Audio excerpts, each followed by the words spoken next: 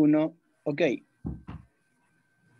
Buenas noches, bienvenidos amigos, colegas, compañeros del CRIEL a este nuevo conversatorio con el ingeniero Régulo Vizcarra, un gran colaborador que esta noche nos acompaña para hablar sobre lo que corresponde a la comercialización de energía.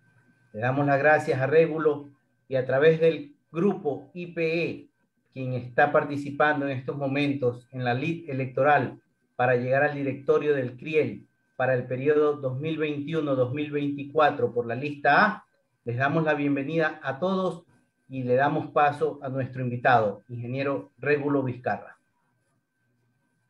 ¿Qué tal? ¿Cómo están? Muy buenas noches a todos. Muchas gracias por la invitación. Realmente es un tema que tenemos para conversar hoy día un poquito largo, un poquito extenso. Vamos a tratar de tocar el tema de la comercialización desde un contexto para que lo puedan entender quizás todas las personas que nos puedan estar oyendo, no necesariamente personas con formación profesional en el campo de la ingeniería, ¿sí?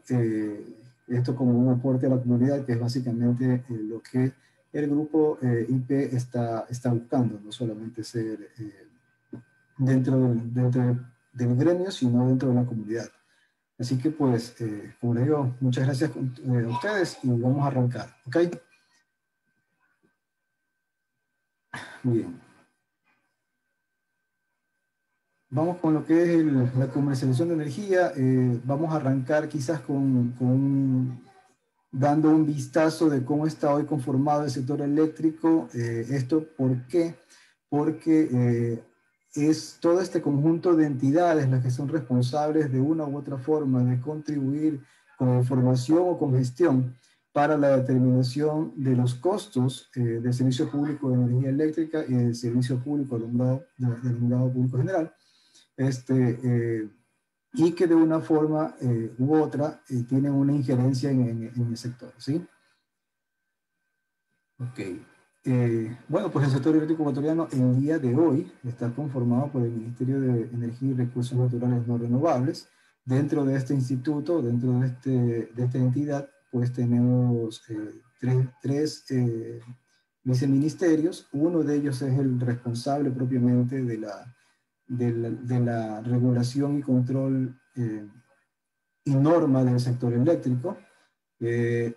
Luego tenemos a la Agencia de Regulación y Control de Energía. La Agencia de Regulación y Control de Energía y Recursos Naturales No Renovables también tiene una conformación en su estructura, de tal forma de que atienda tanto a la parte de minería, lo que es recursos no renovables como tal, que son petróleo, y lo que es energía.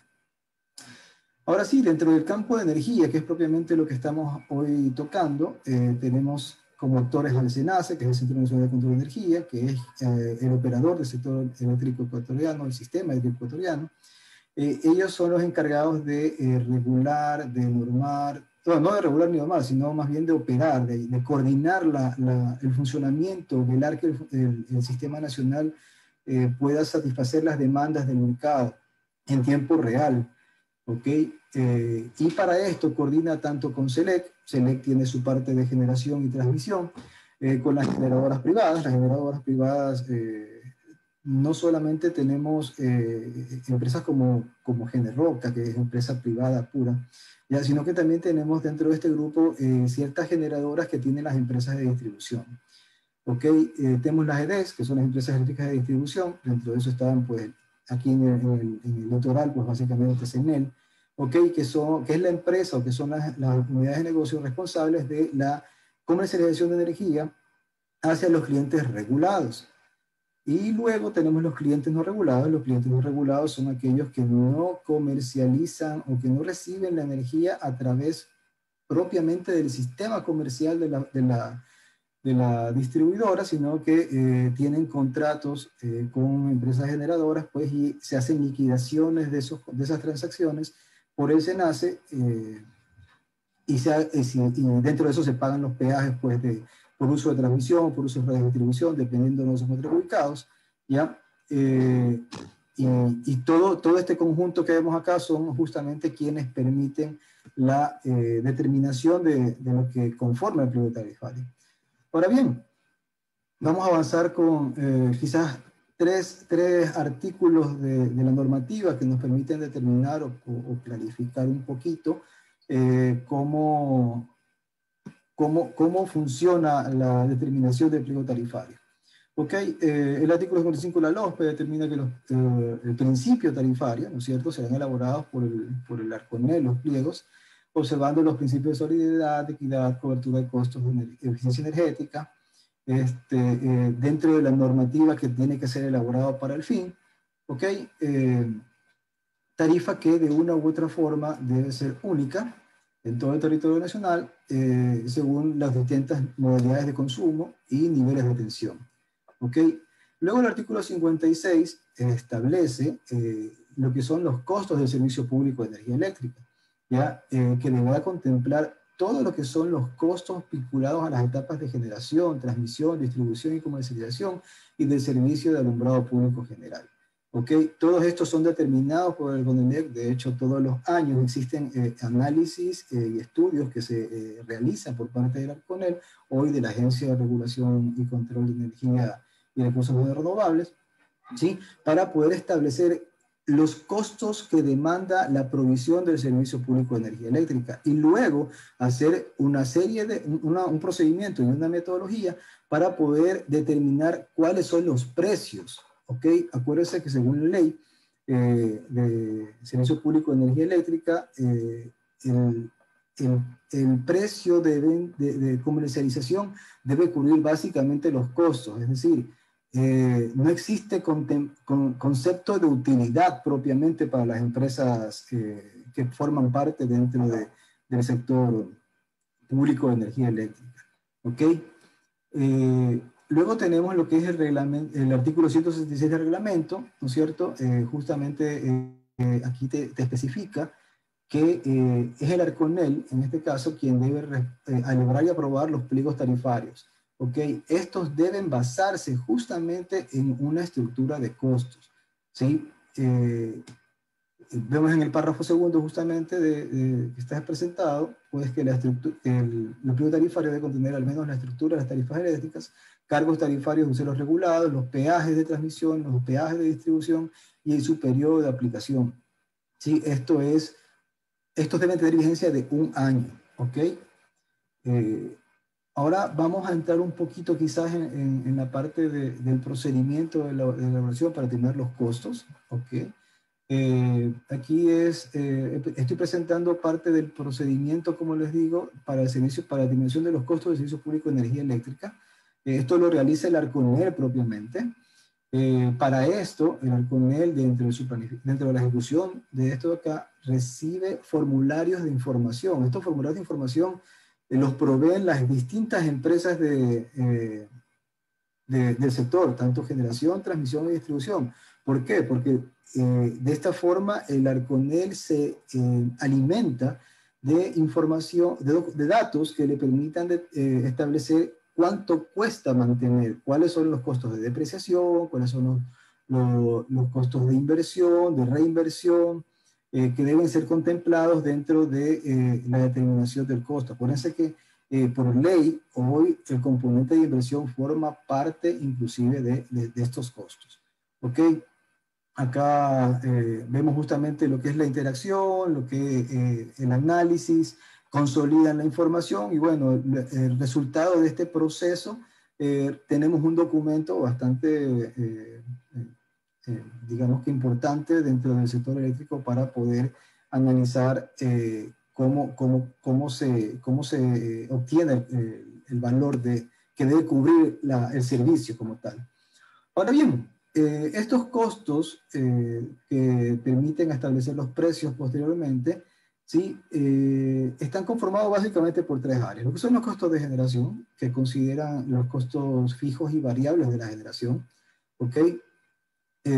Lo que son los costos de la energía propiamente en los bornes de generación, ya resultado de una simulación. Se realizan un sinnúmero de simulaciones en distintos escenarios, ¿sí?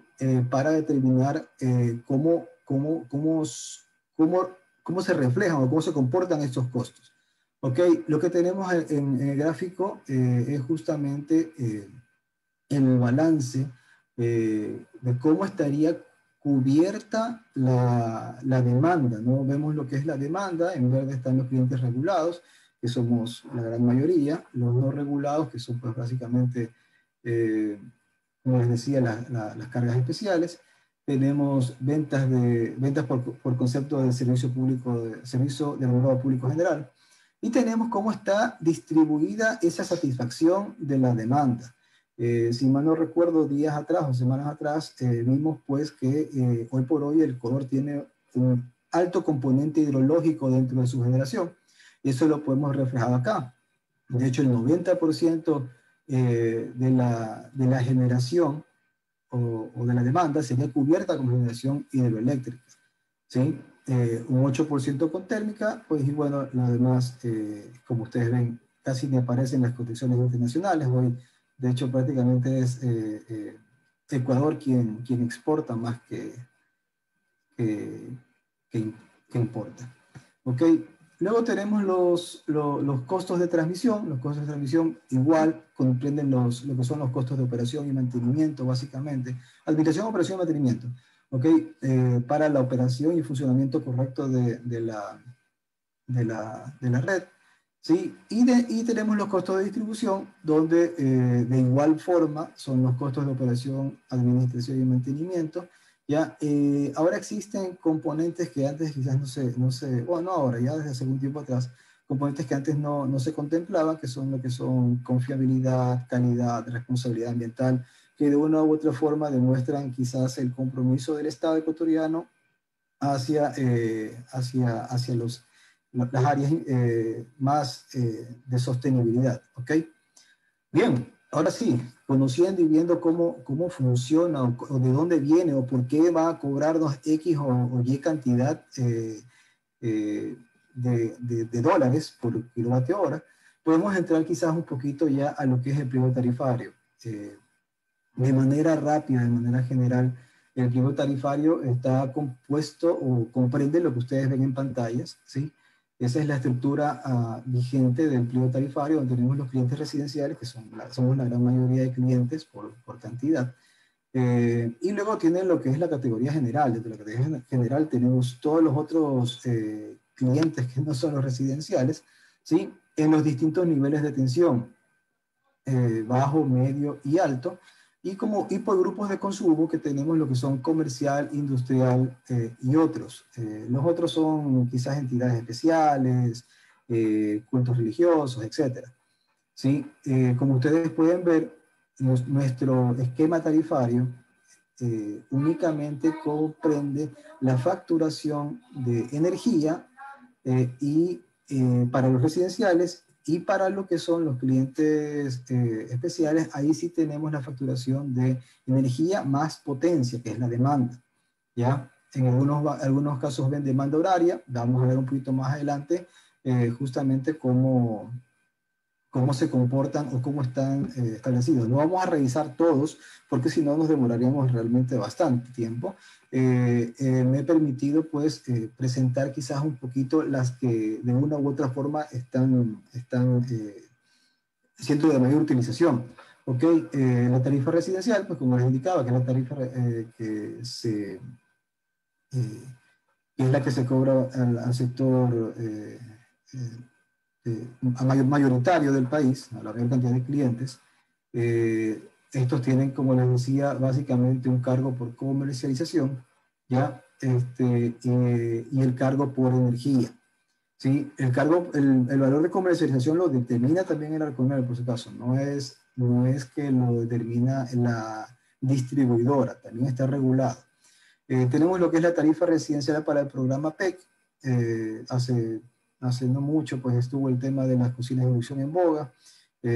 Hoy por hoy todavía se mantiene este privilegio, digamos, entre comillas, o incentivo que se entrega para los clientes que de una u otra forma tengan cocinas de inducción.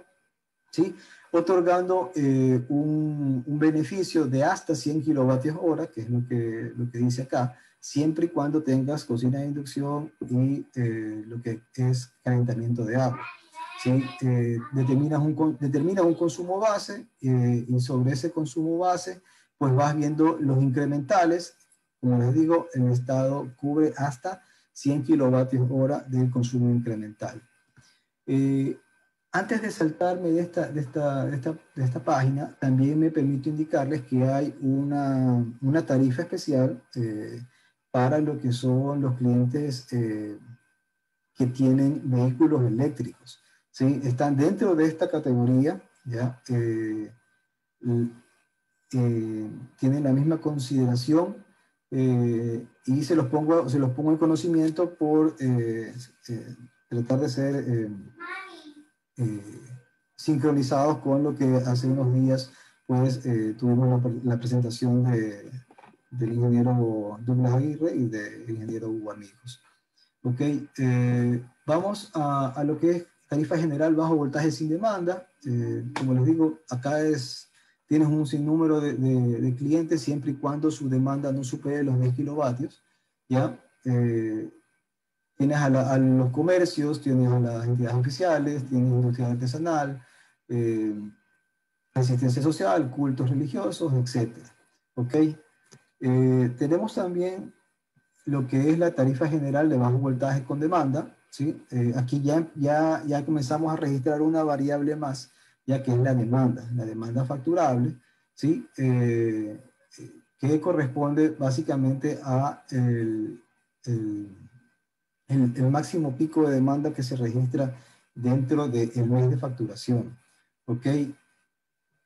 Y como les digo, también el tema de la comercialización de energía. Vamos a la tarifa general de medio voltaje. Como les digo, no estoy cogiendo todas las tarifas para no excedernos en tiempo. La tarifa general de medio voltaje, pues bueno, aquí ya tenemos rubros adicionales. Esta no se aplica para clientes industriales, vale la pena recalcar, donde tenemos el cargo por comercialización, el cargo por demanda, tenemos el cargo por energía, ¿sí? En función de la energía consumida. Y aquí viene el tema de demanda horaria, ¿no? Porque ya comenzamos a separar lo que son horas del día, por decirlo algo, y horas de la noche. De 8 a 22 horas tienes un periodo de consumo y de 22 a 8 horas tienes otro periodo de consumo. De hecho, tienen diferentes precios, ¿no? Esto con el objetivo de tratar de aplanar quizás la curva de demanda de los clientes. Perdón. Vamos acá. Luego tenemos lo que es la tarifa general medio voltaje con registrador de demanda horaria diferenciada, ¿ya? Aquí, como ustedes pueden observar, ya tenemos una distribución un poquito más amplia de lo que corresponde a los cargos de energía, sobre todo, ¿no? Porque mantenemos el concepto de comercialización, mantenemos el cargo por demanda. Sin embargo, hoy tenemos también, aquí tenemos el cargo por energía en periodo de 8 a 18, de 18 a 22 y de 22 a 8, más lo que corresponde a los fines de semana y feriados. ¿Sí? Como les digo, la intención justamente de este tipo de tarifas corresponde o comprende al aplanamiento de las curvas de consumo, de las curvas de carga de los clientes residenciales, con el objetivo de tener quizás una línea base o picos menos pronunciados en lo que corresponde a la demanda nacional, ¿sí? Que al final, al final del camino también generan de una u otra forma un estrés sobre las líneas tanto de transmisión como de distribución. ¿Ok? Ahora bien, quizás pasando un poquito acá, ya vemos lo que es el pliego tarifario. En este caso estoy mostrando lo que corresponde, lo que está expuesto para las empresas Ambato, eso es Sener Bolívar, Centro Sur, Cotopaxi, Norte, Riobamba y Sur. Y aquí vemos la famosa escala tarifaria, que en algún momento generó quizás algún tipo de discordia. Ya, pues aquí sí comenzamos a observar que existen bloques de energía que son facturados con distintos precios, ¿no? Esto como el objetivo, pues, en su momento se entendió así, con el objetivo de que el que más consume, pues más paga, ¿no? Ese es el concepto básicamente de este esquema tarifario, donde vemos que tenemos rangos de 1 a 50 con un valor, de 51 a 100, de 101 a 150, y así hasta llegar hasta la última escala, que es de 2.500 a 3.500 kilovatios o superior. Aquí es importante aclarar también, quizás para entender lo que ocurrió el año pasado, cuando el gobierno nacional dispuso un solo precio para los rangos de consumo que están hasta 500 kilovatios hora. Me parece que eso fue lo que estableció el Estado ecuatoriano para ayudar de una u otra forma a la liquidación de energía dentro de ese periodo, ¿no? Entonces todos pagaban un solo valor. Se aplanó quizás unos escalones, se aplanaron unos escalones para evitar el problema que se estaba generando por el hecho de que las personas pues pasaban mucho tiempo en sus domicilios, haciendo uso de sus electrodomésticos, de sus aparatos eléctricos, y pues que de una u otra forma hizo que durante el periodo de la pandemia, o sobre todo el periodo en que estuvimos todos en casa, hubieron muchos reclamos, ¿no? Sumado a otros, ¿no? Y eso podemos conversarlo un poquito más a detalle. Luego tenemos también lo que son para los clientes de la categoría general, ¿no es cierto?, a distintos niveles.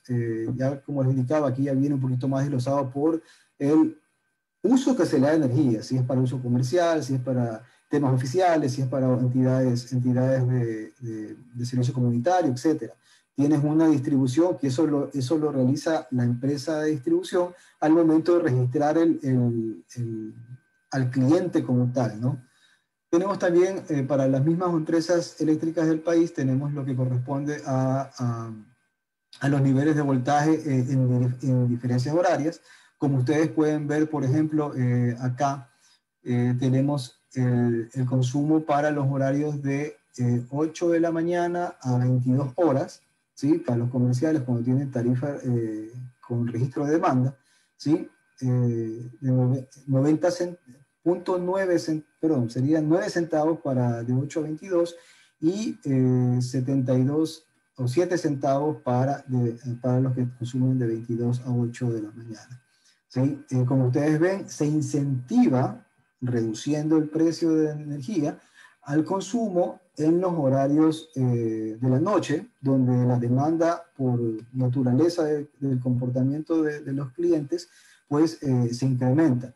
Quizás lo podemos observar de mejor forma en lo que es en la demanda horaria diferenciada. Aquí sí vemos que tenemos los cuatro escenarios, ¿sí? De lunes a viernes de 8 a 18 tiene un costo tiene un costo de 5.6 centavos.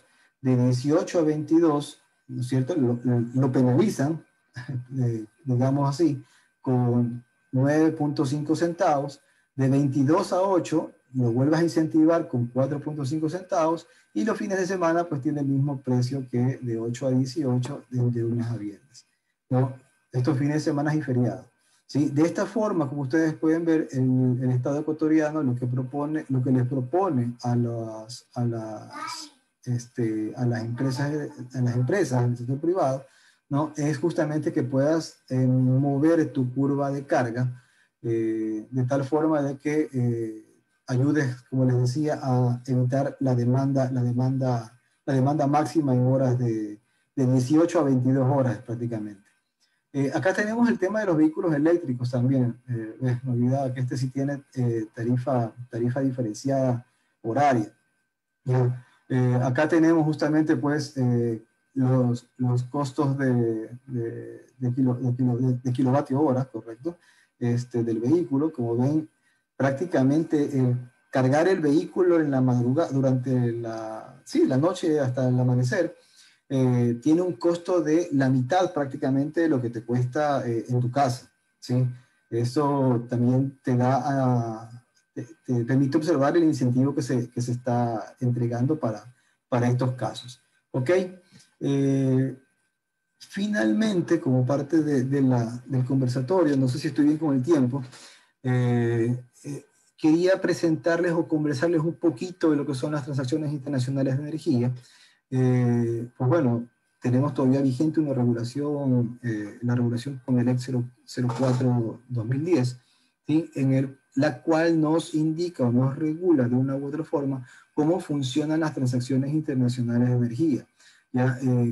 Sobre todo considerando cómo es el modelo de despacho económico ecuatoriano, donde se despacha, digamos que como el día anterior. El día anterior el SENACE establece las condiciones que hasta el momento se han presentado, es decir, qué centrales tienes disponibles, qué redes tienes disponibles o indisponibles, cómo se comportan los flujos, para de esa forma realizar un despacho económico con características técnicas también, ¿no?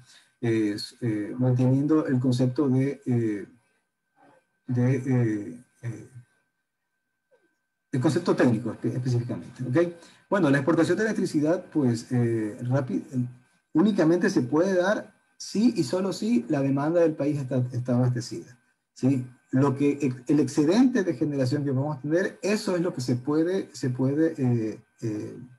exportar. Eso como referencia, quizás válida para que la gente tenga entendido que primero la demanda interna y luego lo externo. ¿Ok? Aquí es importante quizás conocer cómo funciona quizás los mercados con los que trabajamos. Solo por poner como ejemplo el mercado colombiano. El mercado colombiano tiene una forma de despacho horario. Nosotros despachamos, como les digo, o por día de despachos.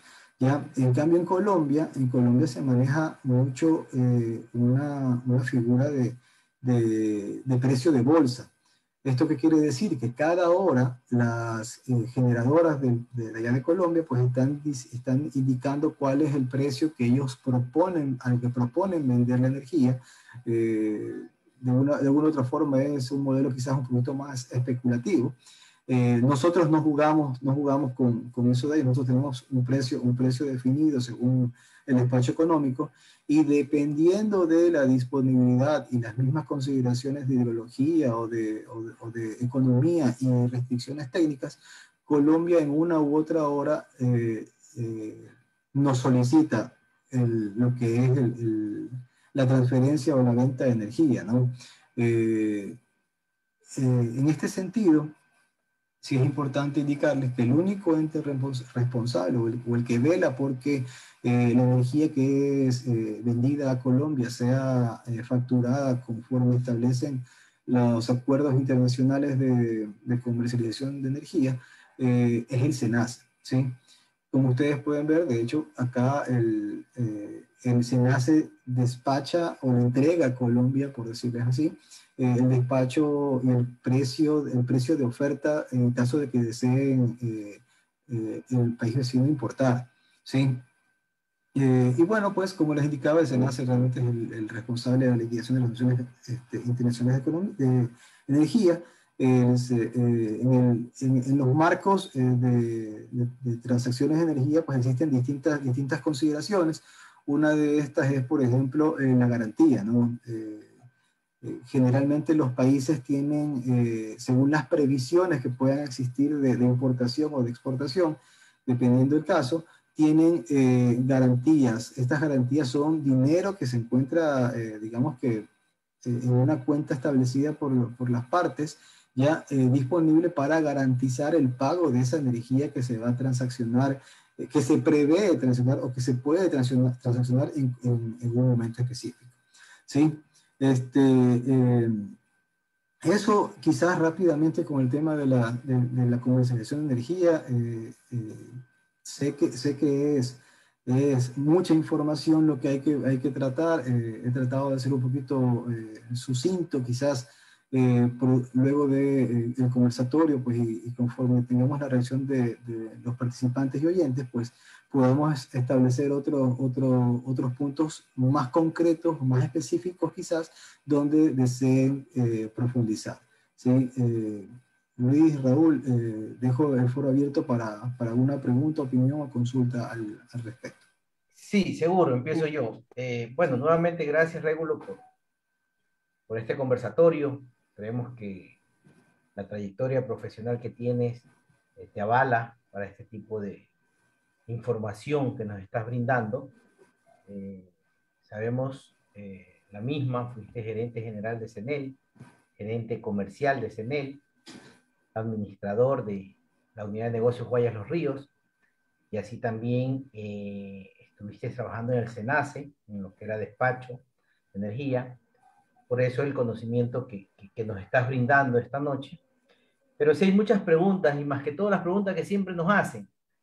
El costo de la energía, ¿por qué no baja el costo de la energía? Si tenemos más hidroeléctricas, si nuestro costo de generación disminuyó al tener más energía disponible, ¿por qué el usuario final no recibe esa compensación con un menor costo de energía? No sé qué nos puedas decir de ese tema.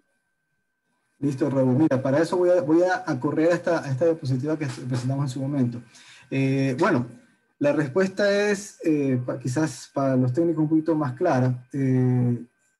Lo que pasó cuando existió toda la inversión por parte del Estado en la construcción de centrales de generación hidroeléctrica, lo que ocasionó fue que la generación hidroeléctrica desplazó a la generación térmica. ¿Ya? La generación térmica tiene un costo más elevado, pues de hecho, solo para que tengan una idea, el costo establecido por el Arconel para lo que es costos variables para la generación hidroeléctrica es de 2 centavos, ¿sí? Ese es el precio que tenía establecido el Arconel en su momento. ¿Ya? No obstante, el costo variable de una central térmica está desde los 5, 6, 7, desde los 5 centavos para arriba.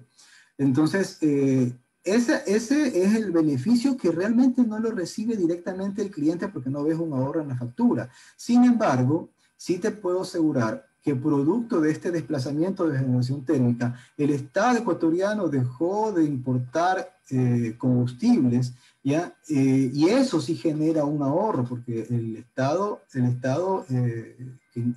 paga una importación de combustible y subsidia combustibles, ¿sí? Inclusive las generadoras. ¿Ok? Entonces, lo que no lo vemos quizás en la planilla, ya el Estado ecuatoriano sí lo vio a nivel macro en la economía del Ministerio de Finanzas, en la economía de las mismas empresas de generación tienen deudas con las comercializadoras de derivados de petróleo. ¿Ya? Entonces, ahí fue donde realmente el Estado tuvo un ahorro, ¿ya? No tanto como cliente final, no lo percibimos así. Entonces, lo que ha permitido es que el Estado pueda utilizar esos recursos ya no para combustible, sino para otros menesteres. Y eso siempre yo también lo he dicho, no sé si compartes conmigo, de que esos recursos son utilizados también para lo que son nuevas inversiones y para lo que corresponde al mantenimiento de nuestras redes, nuestras centrales, nuestras subestaciones y poder brindar un servicio de mejor calidad. Claro, por supuesto. Como tú bien dices, lo que permite es utilizar, ya no estar apagando incendios con esa plata, ¿ya? Sino más bien, como tú dices, pensar en el futuro, pensar en de qué forma yo fortalezco o mejoro la confiabilidad de los sistemas, ¿sí? Qué bueno, Luis. Bueno, una última pregunta de mi parte, Régulo. Un También se gusto. viene lo que es la inversión para el sector camaronero, que es un tema bastante interesante. Conocemos que hay un crédito ya preaprobado para inversión este año en el sector camaronero y sabemos que el costo de la energía para bombeo de agua está cerca de 6 centavos el kilovatio hora. Ese incentivo, aparte del sector camaronero y el sector agroindustrial, ¿será posible también hacerlo en otros sectores? ¿Qué opinas de ese tema? Yo creo que el Estado ecuatoriano tiene retos importantes, ¿no? Del marco de sostenibilidad, indudablemente manejar energía eléctrica proveniente de fuentes renovables, sin duda alguna, motivan y ayudan a, a que existan desarrollos, no solamente en la parte hoy camaronera, sino en la parte agroindustrial.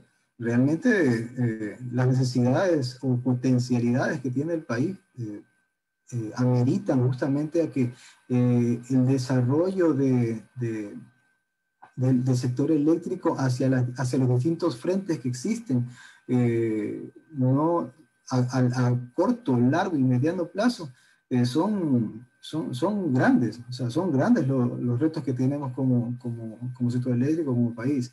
Quizás el Estado ecuatoriano priorizó el tema de los camaroneros, pues debido a que justamente el sector camaronero representó pues, un ingreso importante dentro de las importaciones,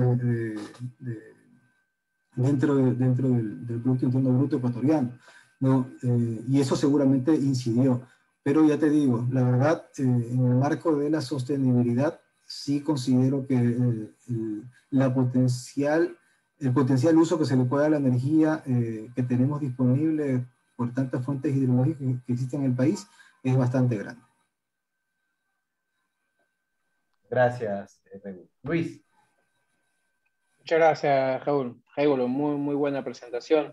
Yo te tendría algunas preguntas antes de pasar a las que están en el chat. Primero sería una visión internacional, ¿no? Como tú comentaste, estamos exportando energía a Colombia, creo que hace ya unos 3, 4 años. Creo que están un poco más las reglas claras con ellos. Creo que comenzamos ya también con Perú y estamos en ese camino. ¿Cuál sería o cuál creerías tú que es la visión que debe seguir el país en ese sentido, ¿no? En el sentido de exportación y cómo va el camino de la región, viendo de una vista de la región en este sector, ¿no? Y esa sería una primera pregunta. La segunda pregunta que tendría es, ok, vimos el costo de generación, ya sabemos que la parte hidroeléctrica tiene un menor costo comparado con la parte térmica, además de que sea por un tema medioambiental también que se aplica por ahí para dejar de consumir el búnker o el diésel que se tiene. También ya viene la generación, el tema solar, se inauguró una generación eólica. ¿Cómo están referenciados los costos en tema de generación? Si tienes alguna idea de esa parte de ahí, ¿no? En el tema de costeo, ¿no? Esas serían mis preguntas. Listo. A ver, Luis, la primera parte, lo que es la integración internacional de los sistemas de electricidad. Pues bueno, nosotros tenemos realmente conexión con Colombia. Colombia tiene conexión con Venezuela, con Panamá. Realmente existen ya varios países que tienen redes de alta tensión y súper alta tensión que ya están desarrollados. Sin embargo, sí existen restricciones o todavía no se termina de aterrizar, y ese quizás es el reto de los países, ¿sí? De establecer las metodologías para el uso de las redes. Por ejemplo, nosotros sabemos por las noticias internacionales que existen países deficitarios de energía al sur del continente sudamericano, ¿sí? ¿Por qué no llegar allá? Pues bueno, ahí viene el tema, o sea, ¿cómo incentivas a que, por ejemplo, los hermanos peruanos, pues tengan disponibilidad de su red de transmisión para poder venderles energía a los chilenos, por ejemplo, ¿sí? Otro problema que tenemos es las dimensiones de los sistemas, valga la aclaración ahí. ¿Por qué? Porque nosotros somos chiquititos, ¿ya? Entonces, como somos chiquitos, el peso de nuestro sistema es bastante, digamos que,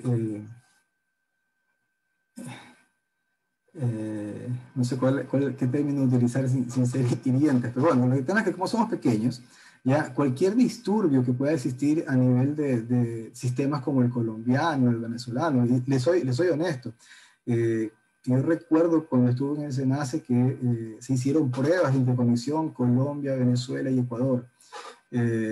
Y fue muy chévere, fue la verdad que un logro. Pero cualquier distorsión, cualquier disturbio que existía nos afectaba a nosotros como no tienes idea. Es como que somos la cola de la cometa.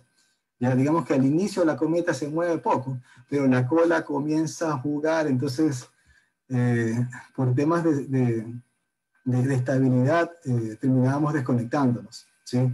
Y ahí sí la verdad que hay un reto grande a nivel técnico, porque las protecciones para en ese sentido, pues sí, deben ser un poquito más finas.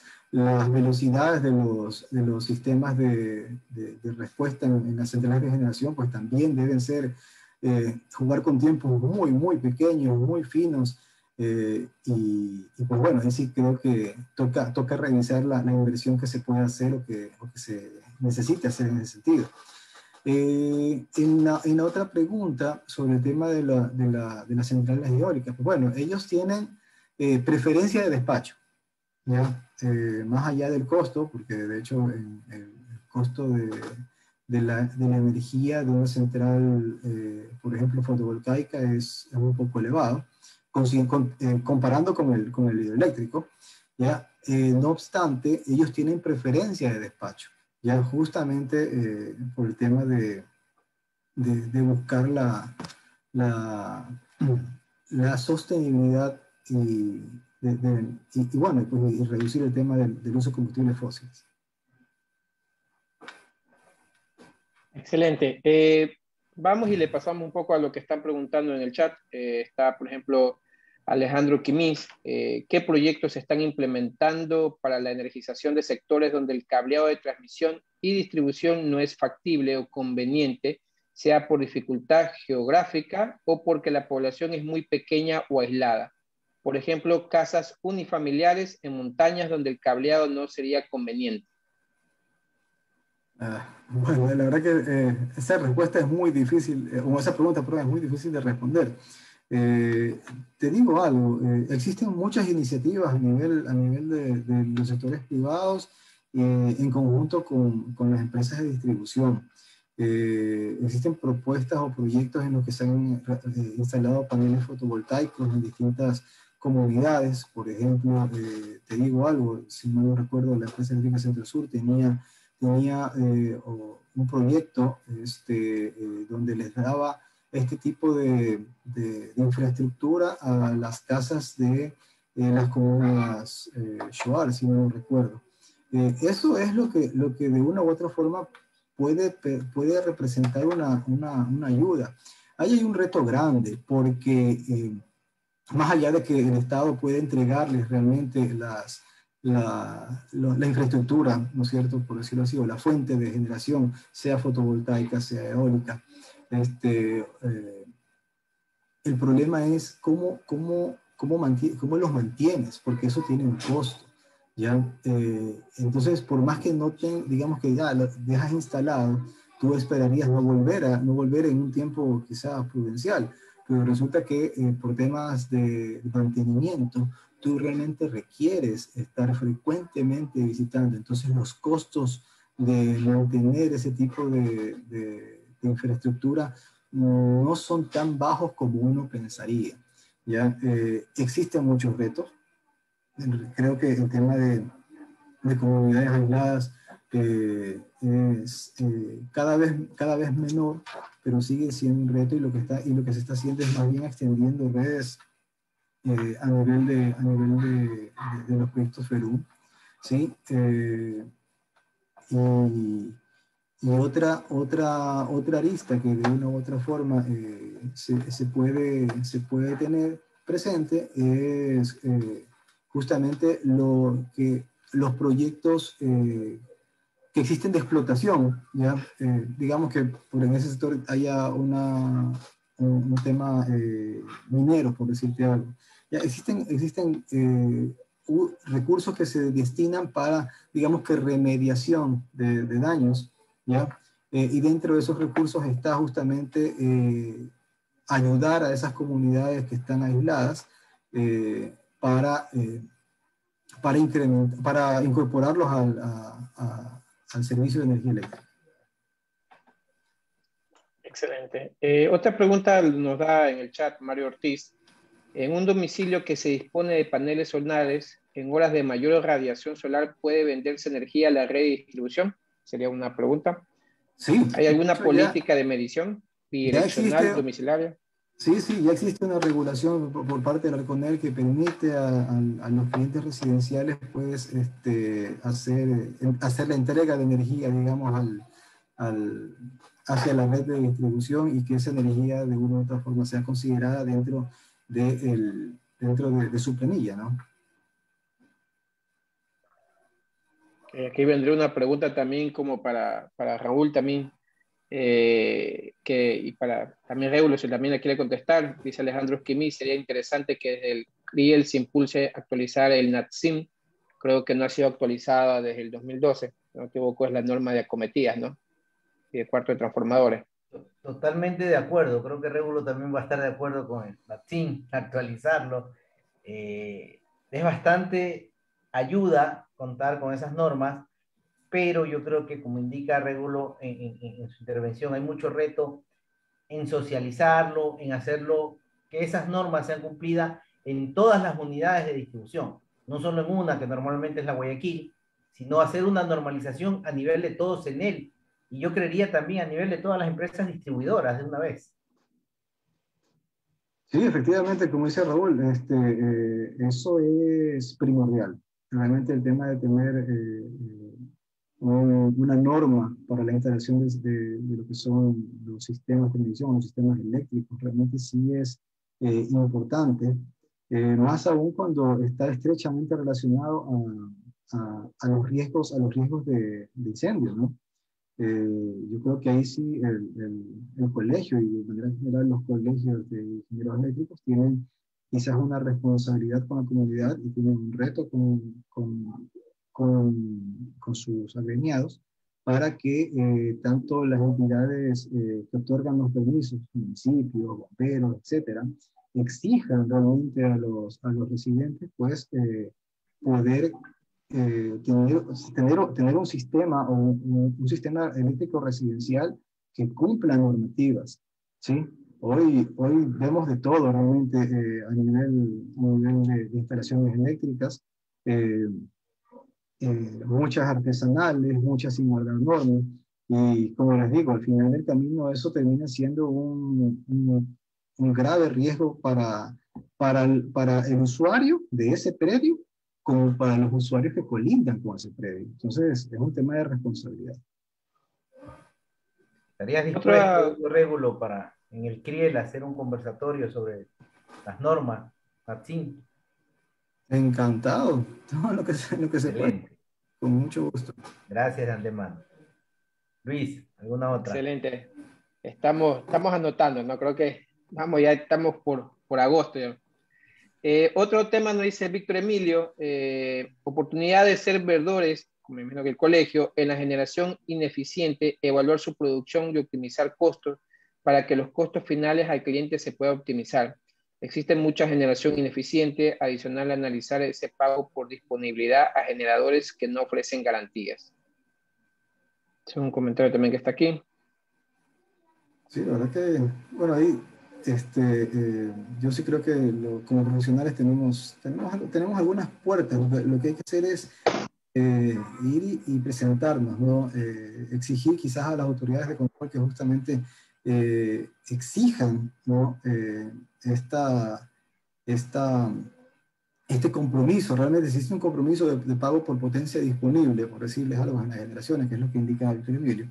Deben velar porque se cumpla, ¿no? Entonces, debería existir quizás una coordinación un poquito más activa, en este caso entiendo que es el SENACE, que de una u otra forma hace verificaciones con los colegios para que puedan tener pues veedores a nivel de las regiones propiamente y que ayuden justamente en esa tarea. Listo. A mí se me genera una inquietud, yo creo que enlazando un poco la charla que nos dio Hugo semanas atrás o días atrás, porque hablabas del tema de costos, ¿no? Ya hablamos del tema de costos de generación, veamos el tema de transmisión y distribución y había un costo operacional que se le cargaba, ¿no?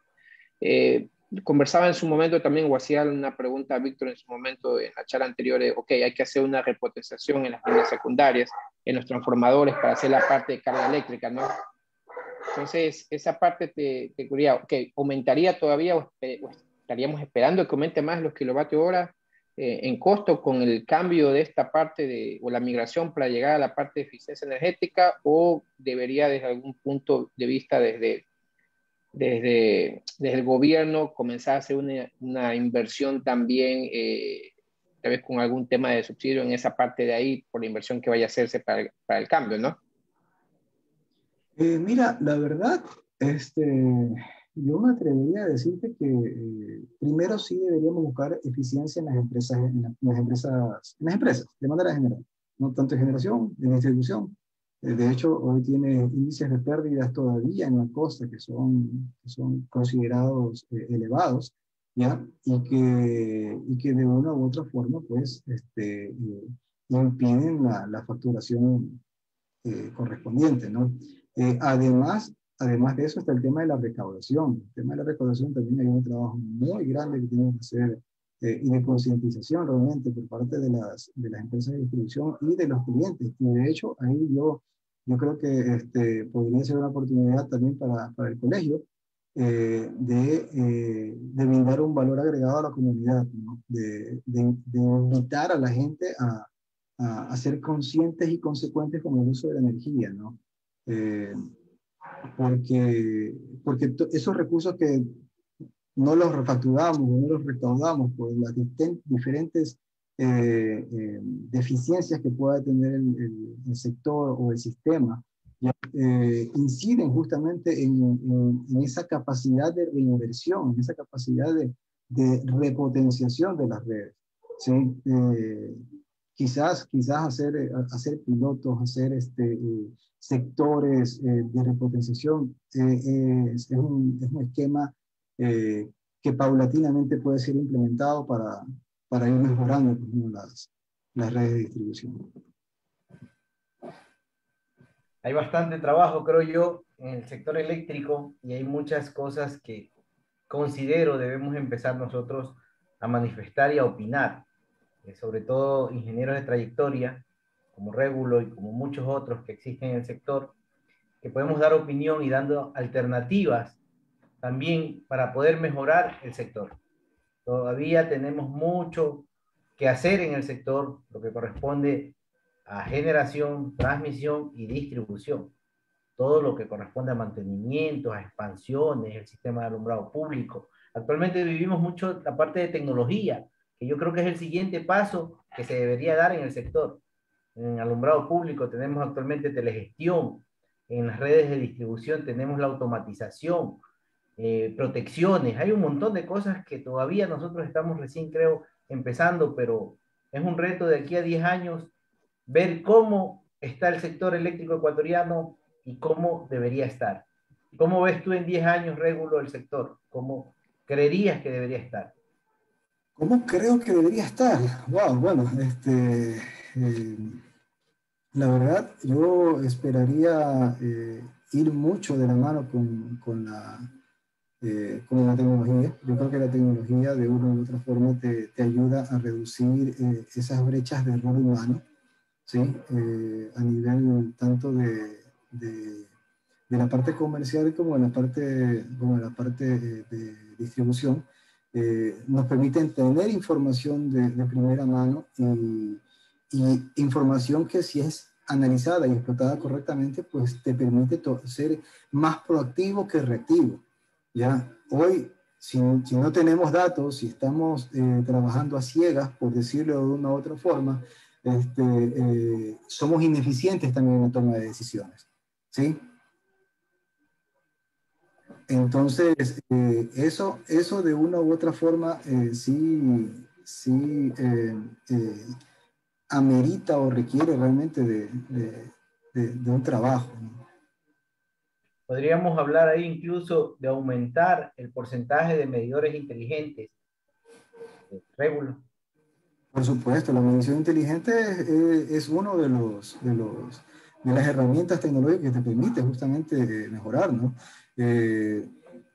Solamente como para filosofar un poquito, ¿ustedes se imaginan la cantidad de reclamos que debe recibir la empresa por temas de mala facturación, sea o no sea correcta?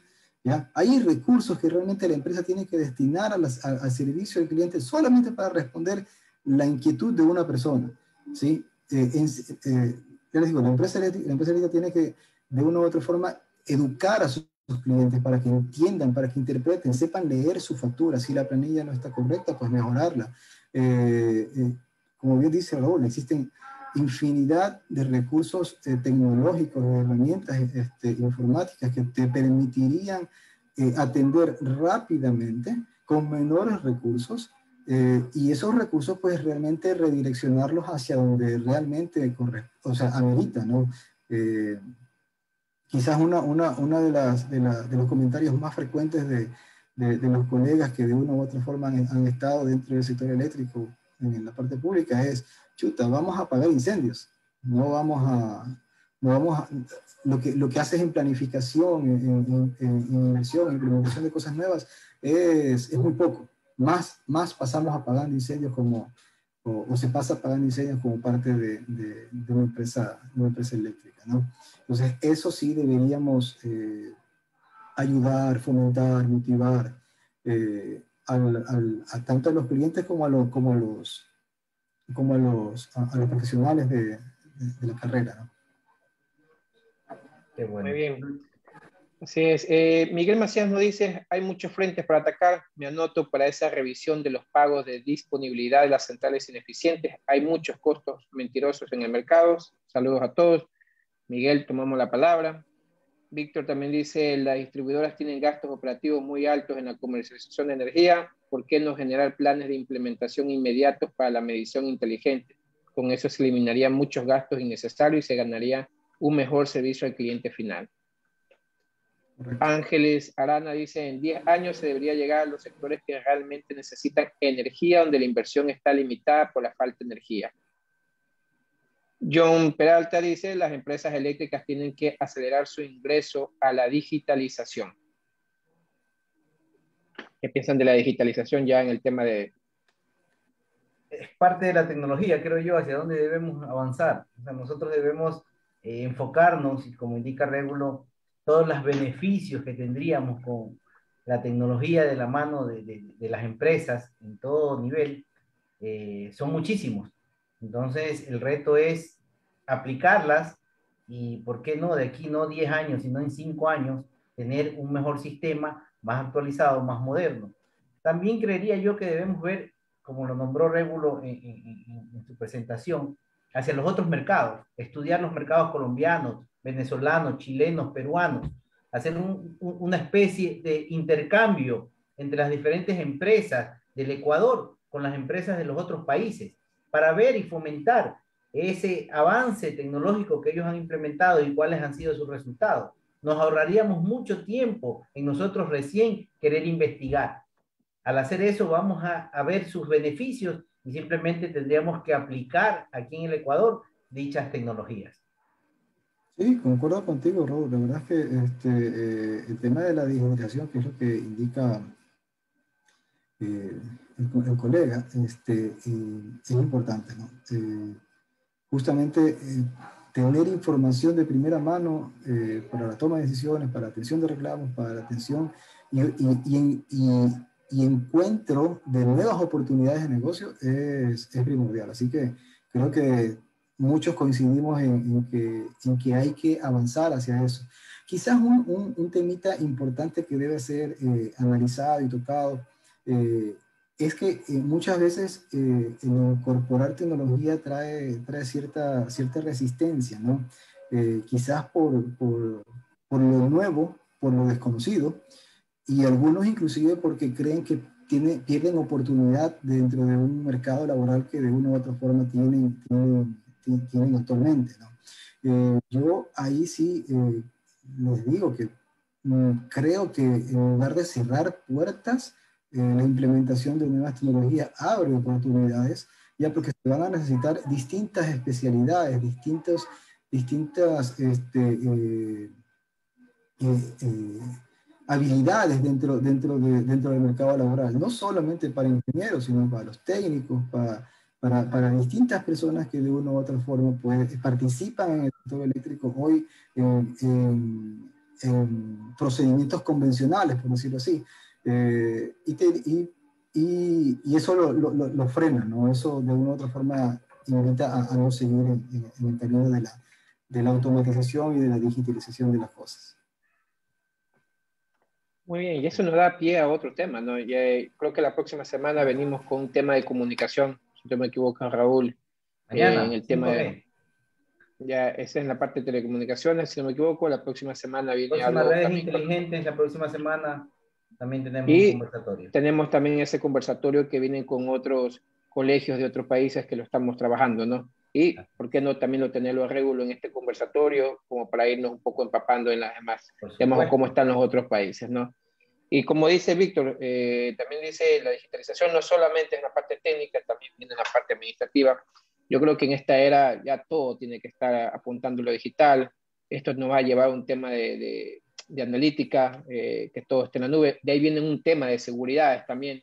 Y yo creo que en eso es una de las cosas, de las normativas que se estaban trabajando. No sé cómo está, Raúl, esa parte de normativas en la parte de seguridades, en la parte de generación, en la parte de distribución, con respecto a la tecnología que se debería utilizar o a las normas que se ven implementar en la parte de seguridad, ¿no? ¿Te refieres a seguridades informáticas?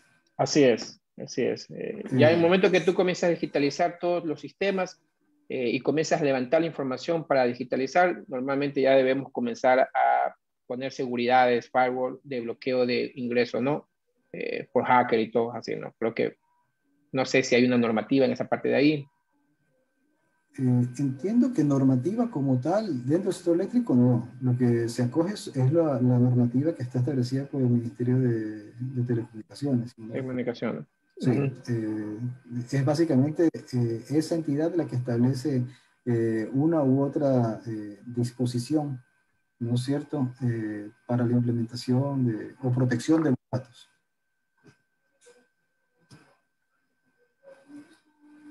Okay.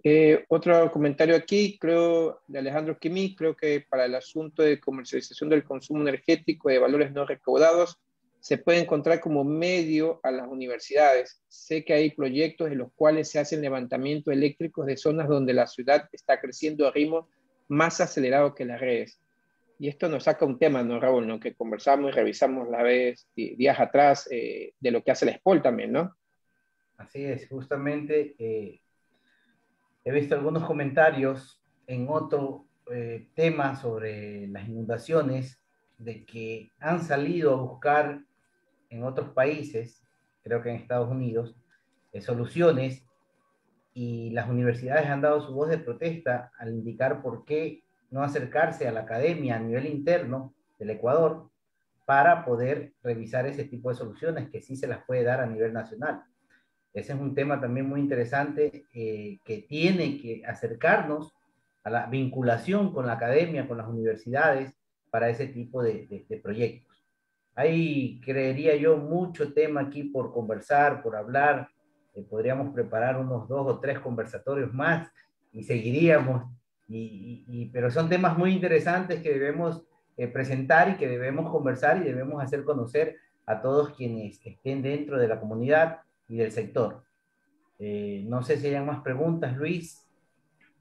No, yo creería que este es el fin, ¿no? Como dice John, hay que comunicar adecuadamente los derechos que todos nosotros tenemos como usuarios a tener un servicio de calidad. Y la intención del gremio es ¿no? Acercarnos un poco a la parte técnica al servicio de la comunidad, hacer este enlace, hacer, como también dijo Regulo al inicio, tratar de digerir lo que pasa técnicamente para que todos los usuarios que no sean profesionales también lo entiendan, ¿no?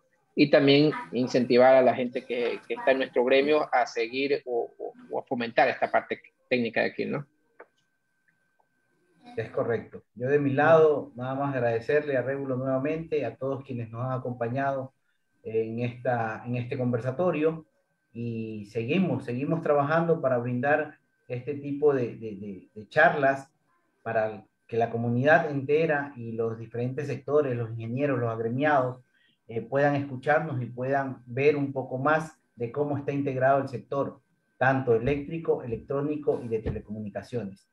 Esperamos nuevamente poder levantar otro conversatorio y que nos acompañen. Muchas gracias a todos y de mi lado, buenas noches. Regulo, unas palabras. No, pues, como dije, pues, primero que nada, felicitarlos por esta iniciativa, me parece chévere, realmente que podamos conversar, compartir, distintos profesionales, sus experiencias y expertices. Así que, pues, nada más que agradecerte y desearles todo el éxito para que, pues, puedan lograr ese objetivo, ¿no? Y una vez logrado ese objetivo, pues, realmente darle el realce al colegio que creo que se lo merece y que hay que trabajar para que lo levante, ¿sí? Así es, así Gracias. es. Entonces, muchas gracias, Régulo, muchas gracias, Raúl, muchas gracias a todos los que nos han estado viendo en vivo y también dejen sus preguntas, dejen más comentarios de otros conversatorios que quieren que toquemos y lo vamos a ir implementando, ¿no? Tenemos algunos que van a venir y poco a poco en la página del grupo se van a ir entrando. Gracias, nos vemos. Chao. Muchísimas gracias. Chao, chao.